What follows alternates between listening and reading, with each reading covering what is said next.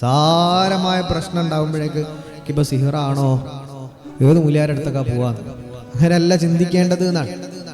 മാറാത്തൊരു സിഹിറോ പ്രയാസമോ ബുദ്ധിമുട്ടോ അല്ലെങ്കിൽ വല്ല പ്രയാസങ്ങളൊക്കെ വന്നു കഴിഞ്ഞാൽ അസ്മാ ചികിത്സകളൊക്കെ ഉണ്ട് ഇസ്ലാമിൽ.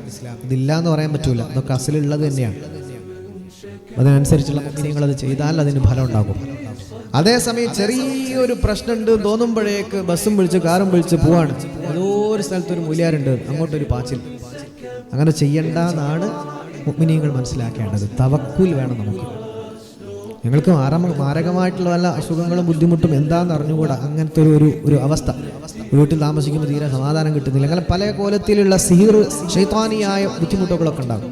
അപ്പോൾ വിശ്വസ്തരായിട്ടുള്ള അല്ലാഹുവിനെ ഭയമുള്ള മുഅ്മിനീങ്ങളായ മനുഷ്യന്മാരെടുത്ത് പോയി അവർ ചികിത്സ പറഞ്ഞു തന്നാൽ ചിലപ്പോൾ ഫലം ഉണ്ടാകും. അതും അള്ളാഹിൻ്റെ കയ്യിലാണ്. അതുകൊണ്ട് മുഅ്മിനീങ്ങൾ അല്ലാഹുവിനോട് പറയാം. നമുക്ക് ഏറ്റവും പ്രിയപ്പെട്ട ഒരുപാട് ഔലിയാക്കന്മാരുണ്ട്, അവരെ തവസ്സുല് ചെയ്യാം. അതല്ലാതെ ചെറിയൊരു അസുഖമോ പ്രയാസമോ വരുമ്പോഴേക്ക് ഏതോ ഒരു ചികിത്സക്കാരൻ്റെ അല്ലെങ്കിൽ മൂല്യാരുടെ അടുത്തേക്ക് പായണം എന്നെങ്കിലേ എൻ്റെ രോഗം മാറും എന്ന് കരുതണ്ട. അത്യാവശ്യം ഉണ്ടെങ്കിൽ സിഹിറൊക്കെ ബാത്തിലാക്കാൻ മുഅ്മിനീങ്ങളുണ്ട്, അവിടെ പോകുന്നതുകൊണ്ട് തെറ്റുമില്ല. പക്ഷേ ഇത് ചെറിയ വിഷയം ഉണ്ടാകുമ്പോഴേക്ക് പുയ്യാപ്പളം പോലും അറിയാണ്ട പായാണ്. ഹറാമാണ്, ഹറാമാണ്, ഹറാമാണ്. അങ്ങനത്തെ യാത്രകൾ തന്നെ ഹറാമാണ്. നിങ്ങളുടെ